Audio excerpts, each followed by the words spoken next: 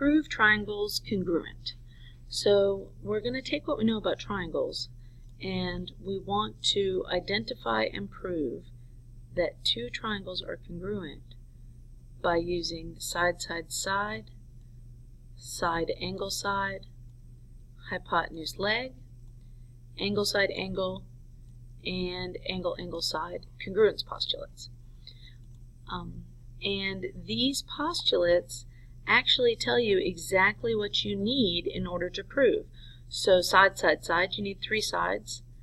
Side, angle, side, you need 2 sides and an angle in that order, side, angle, side. Hypotenuse, leg, you need a hypotenuse and a leg. Angle, side, angle, angle, a side, and then an angle. And then angle, angle, side, you need 2 sides. 2 angles and a side. So let's start with the side, side, side congruence postulate.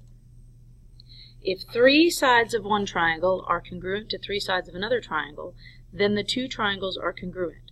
So AB and RS are congruent, BC and ST are congruent, and CA and TR are congruent. So therefore, triangle ABC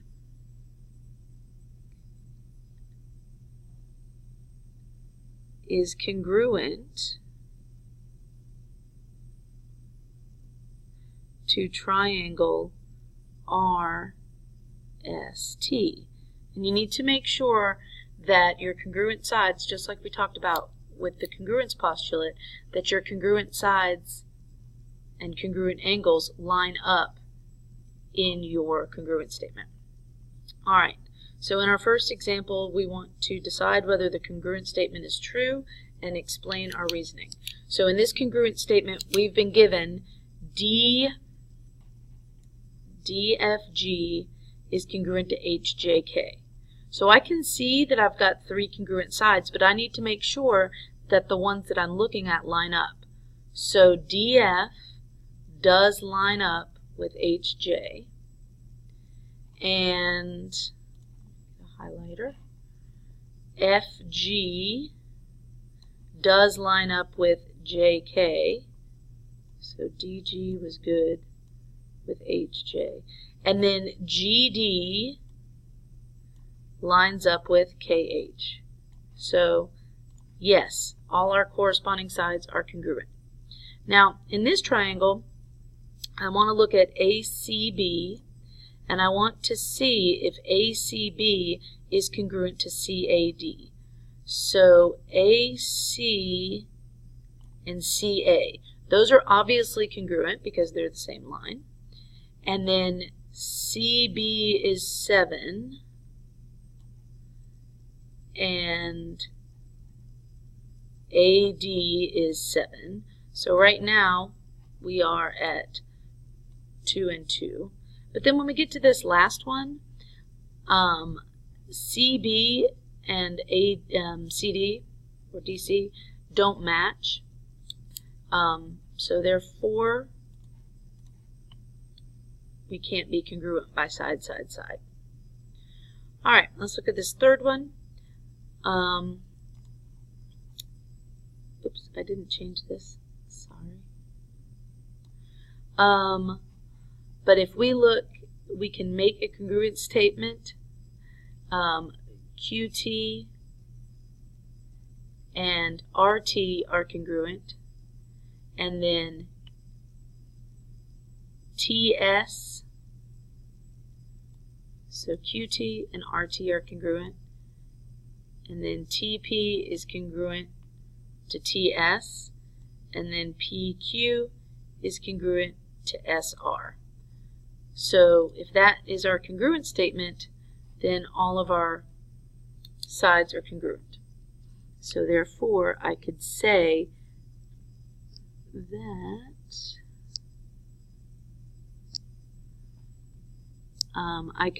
that triangle QTR is congruent to triangle RTS. Alright, last, I've got JKL and MKL. So JK is congruent to MK, and then obviously KL is congruent to itself, and then LJ is congruent to LM. So that is also congruent. All corresponding sides are congruent. Alright, so now we want to determine whether PQR is congruent to the other triangles. So if we highlight PQR, we want to figure out, do I have the same side lengths so that I can prove congruency? So if I count, I've got 1, 2, 3 right here. And I know this is a right angle because PQ is a vertical line and QR is a horizontal line. And QR is 1, 2, 3, 4, 5. So now I've got to find this distance here. We'll call it c squared. So then 3 squared plus 5 squared equals my c squared.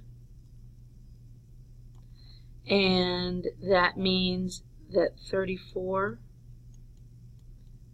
equals c squared. So the square root of 34 is my c value, which is the length of PR. Okay, so that's important for us to remember because we want to move on and look at our other triangles. I'm going to do RVW last because it's got the most distance formula stuff we got to do. So I can see that RS is also 3 units across and 1, 2, 3, 4, 5 units down, and it's also a right triangle. So I know that this is 3 and this is 5. So if I want to find ST, it's actually going to be the same math that we just did to find PR. So I know that 34, the square root of 34, is also equal to ST. So actually we've just proven that RS is congruent to PQ and RQ is congruent to RT, and then PR and ST are both the square root of 34. So I know that triangle PQR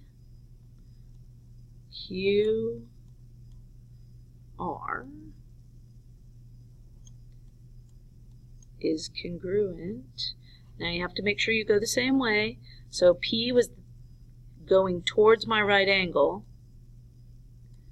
and it's on the short side, so that means I need to do S towards my right angle, SRT. And just make sure your sides line up. SR and PQ are both 3. Alright, so now let's look at this harder triangle, slightly harder.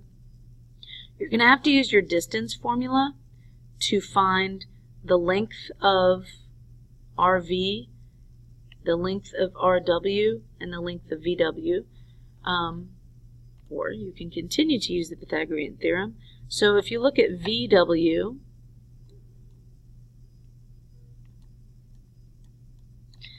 I have a right triangle that I can create that has a length and a height of 1 and 3 respectively.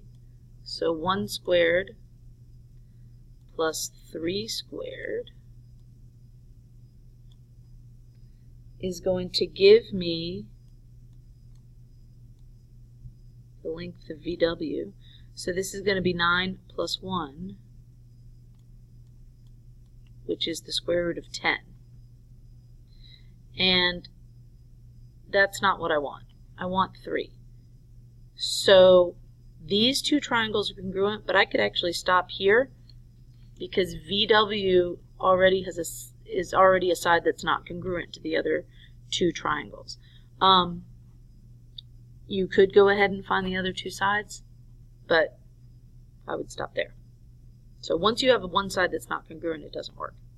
Alright, so practice on these problems on the bottom, and make sure you ask me any questions. Alright, so in the first triangle, those are not congruent because by that congruent statement's false. The second one, yes. The third one, yes. And the fourth one, not enough information. In the fifth one, you need to find a value for x that is consistent. So the value you should have gotten should have been x equals 5. Alright, so that was the first one. Let's talk about side, angle, side congruence postulate. So side, angle, side implies that we need a side and an angle and a side. So if two sides and the included angle of one triangle are congruent to two sides and the included angle of a second triangle, then the two triangles are congruent.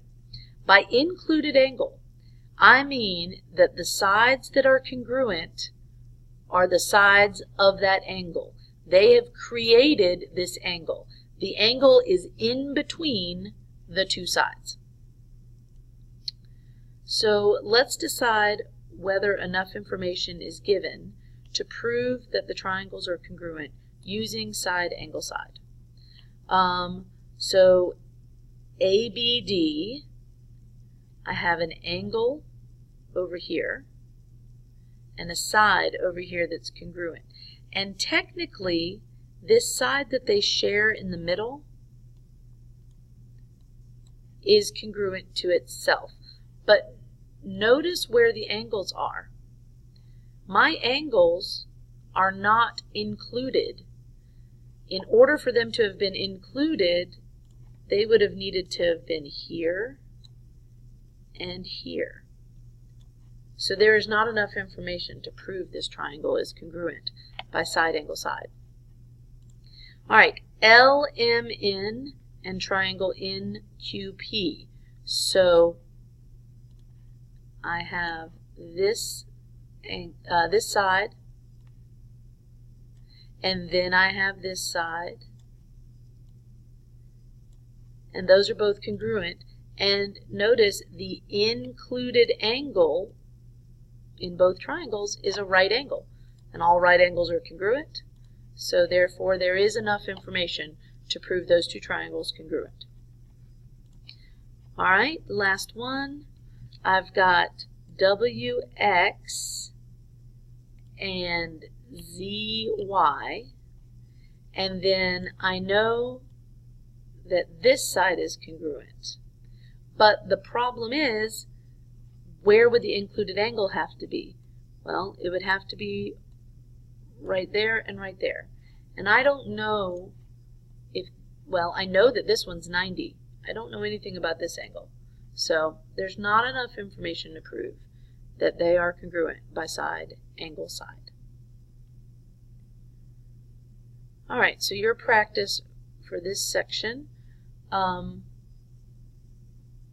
is to find the included angle between the given pairs of sides. So all you're going to do is label the included angle. Alright, so in the first 6 questions, go ahead and check that you understood what the concept of included angle was. They gave you 2 sides and you were supposed to choose the angle that was created by those 2 sides. The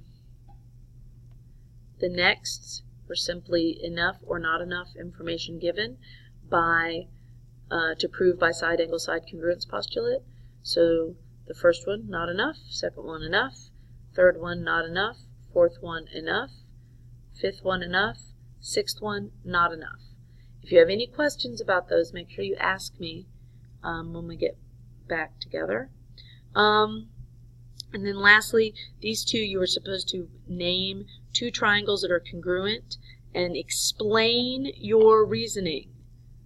So if you can explain why triangle BAD is congruent to DCB, then you have a question for me. If you can't explain why triangle KMN is congruent to triangle KLN, then you have a question for me. So let's talk about right triangles for a second. And if you have a right triangle, then we call the sides that are adjacent to the right triangle legs. So this is a leg and this is a leg. The legs actually create the right triangle. And the side opposite the right triangle is called the hypotenuse. So when we talk about our hypotenuse leg congruence postulate, we want there to be the hypotenuse and a leg of one triangle congruent to the hypotenuse and leg of another triangle. So AB is my hypotenuse, DE is my hypotenuse, and they are congruent.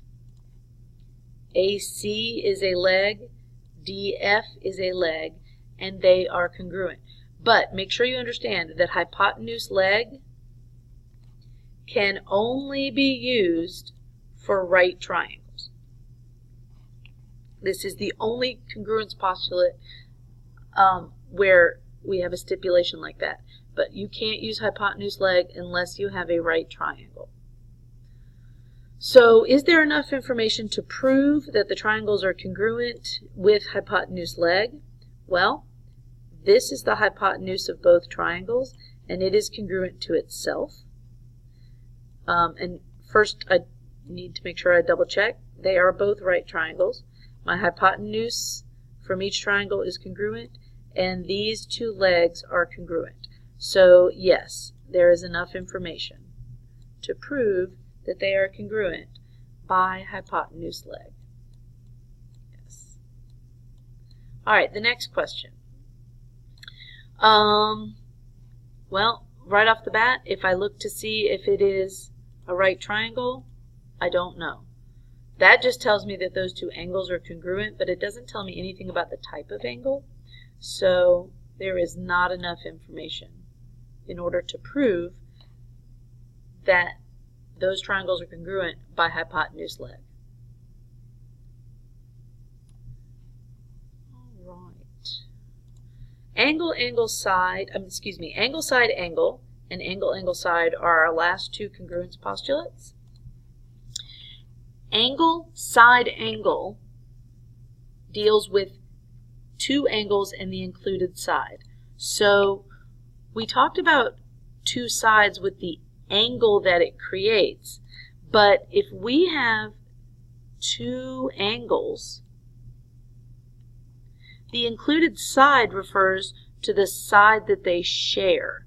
So notice AC is touching both angle A and angle C.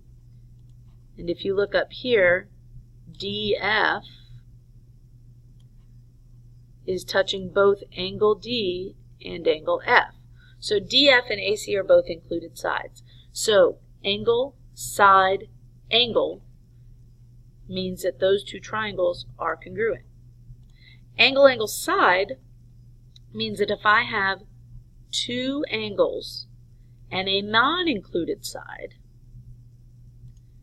of one triangle, and it's congruent to two angles and a non-included side of another triangle, then those two triangles are congruent. But you need to go in order, and you need to make sure that your angles are corresponding. So angle, angle, side. You can't skip anything. Angle, angle, angle, angle, side. So that's my last congruence postulate. So is it possible to prove that the triangles are congruent? If so, state the postulate or theorem you would use. So anything's up for grabs, any of the ones that we've talked about. So notice here I have angle, angle, and a side. And if I start here at R, I've got an angle, angle, and then a side. So this is congruent by the angle, angle, side congruence postulate. All right, let's take a look at the second one. In this one, I have a side that is congruent to a side, and I have another side that's congruent to another side, and then I have an angle. But unfortunately, this is not any kind of congruence postulate, so there is not enough information to prove these are congruent. Side-side angle does not exist. All right, last one. It looks like I've got an angle QRP is congruent to RPS, and then I have another angle right here that is congruent to this second angle, and they share this side, so this side is congruent, which means these two triangles are congruent by angle, side, angle. All right, take a look at your practice and then come back and get the answers. All right, so the first one's angle, side, angle. The second one's angle, angle, side. Third one is side, angle, side. I marked all my congruent pieces. That means I have to write a congruent statement that matches. So triangle CED is congruent to CAB by angle, side, angle. Triangle XYP is congruent to ZYQ by side, side, side. And then we want to state if they're congruent. If they are, state how we know. So the first one is angle, angle, side. Second one, hypotenuse, leg. See, it's got a right angle. Third one, not congruent. Fourth one, angle, side, angle. This one we wanted to state what additional information is needed to know that the triangles are congruent. So in this, by the reason that was given. So in this one, you wanted hypotenuse, leg. So we needed to prove, or we needed to know that BC is congruent to AU in order to prove it that way. In this one, we were trying to prove it by angle, side, angle.